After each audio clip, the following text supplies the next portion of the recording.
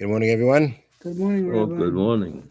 We are learning Mishna Pesachim, Perek Zion, Chapter 7, Mishnah Yud Gimel, Mishnah 13. Okay. Shtei chaburos, two groups. Okay. Shayu oichleis v'bayis echad, that were eating in one house. Elu haifchenes pneim helach v'oichlin. Excuse me. These can turn their faces in one direction and eat. The elu haifchenes pneim helach v'oichlin, and the others can turn their faces the other way and eat. V'meichem be'emtza, and the kettle for the warm water can be in the middle. That means like this. We know that when you eat the carbon pesach, you got to be part of a chabura. You have to register on the carbon pesach. The point of our Mishnah is to bring out, you could actually have two separate groups eating one carbon pesach. It's not like it's only one group of carbon pesach. You could have two groups for carbon pesach.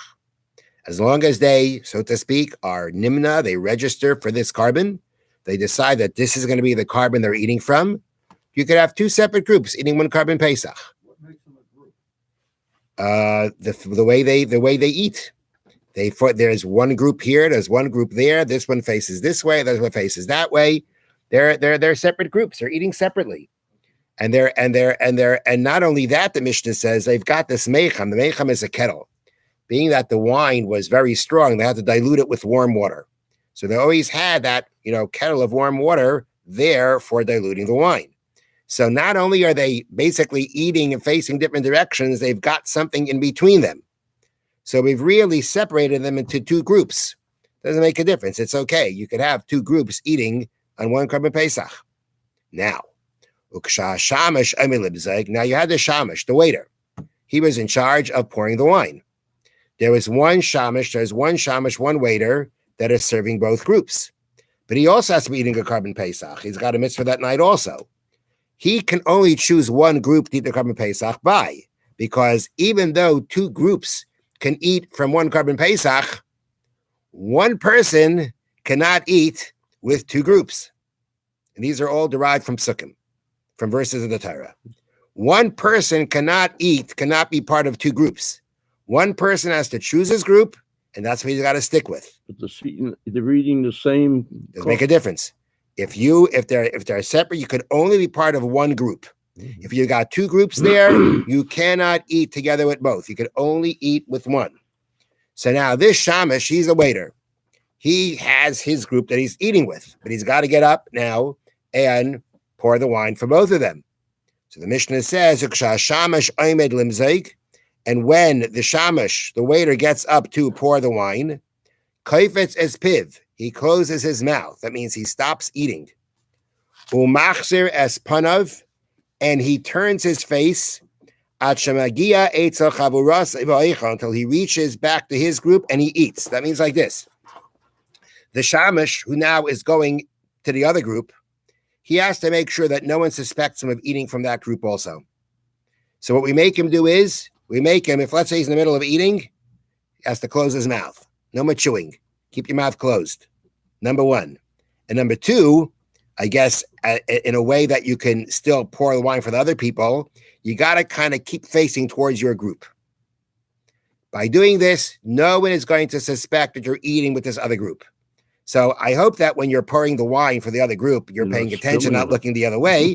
But the point, I'm assuming it means that, you're going to do your best as much as possible to keep your direction looking towards your group. All this is because the rule is, like I said, the same way you can have two groups on one carbon pesach, but you can't have one person on two separate groups. And really the way the Torah lays it out is one person in two separate houses, but it means two separate groups. So therefore, that's what this shamash has to do. So he's eating in one group. So when he goes to pour the wine for the other group, he's got to close his mouth, stop eating, look towards his group until he finishes pouring wine for the other group, and he gets back to his group, and then he can go back to eating. V'hakala, you have a bride, right? She's a kala. They got married Erev Pesach. They made Erev Pesach chasana, okay?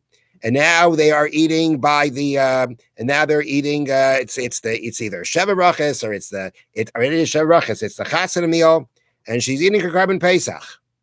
She can turn her face away and eat. She's the kala. She's the center of attention. She is very uncomfortable eating in front of other people. That's the way it was in those days, and in maybe not that long ago either.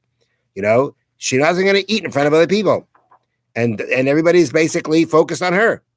So therefore, what she does is she could just turn around, not face everyone, and eat facing away.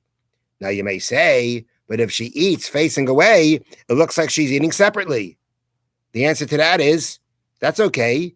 She's no worse than two groups eating on one Korban Pesach. So therefore, even if she's turning away and looks like she's separate, that's not a problem. Because as we said before, two groups can be eating on one Korban Pesach. So that's the rule. Two groups on one Korban Pesach is acceptable. One person eating with both groups is not acceptable. Have a wonderful day. What are they doing with wine? They're Right. eating a Korban Pesach.